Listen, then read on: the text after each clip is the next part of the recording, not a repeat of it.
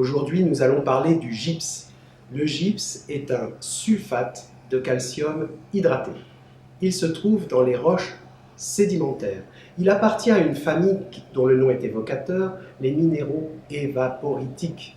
Évaporation. L'eau de mer, en s'évaporant, va permettre la précipitation du sel, par exemple, ça c'est le plus courant, mais aussi de ce sulfate de calcium hydraté qu'est le gypse.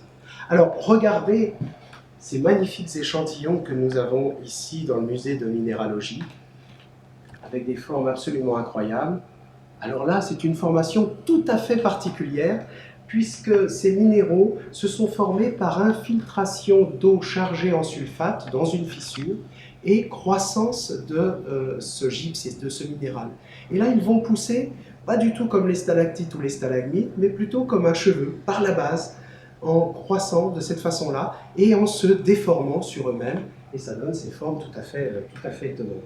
Mais le gypse peut prendre plusieurs formes. Regardez, une forme assez classique, assez connue, qu'on appelle fer de lance. La forme est évocatrice, hein. C'est l'association de deux minéraux. Ce minéral-là, tout comme celui-là, qui présente une autre cristallisation, ont été trouvés dans les sous-sols parisiens.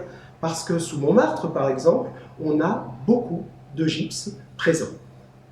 Encore une autre cristallisation ici. Petite lamelle. Ces lamelles associées vont former la rose des sables, hein, qui est très très connue. Alors, une autre caractéristique de ce minéral, c'est qu'il est très soluble. Donc, en présence d'eau, il peut repartir en solution, les ions sulfate d'un côté, les ions calcium de l'autre. Et en se dissolvant, il va avoir des formations de cavités, de trous, qui, s'ils sont trop proches de la surface du sol, vont provoquer des effondrements.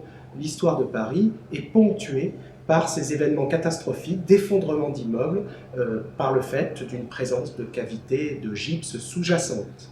Voilà. Et puis le gypse, il a été exploité pendant très longtemps parce que chauffé à une certaine température, on va fabriquer un matériau de construction extrêmement courant, le plâtre. Mais ceci, c'est une autre histoire.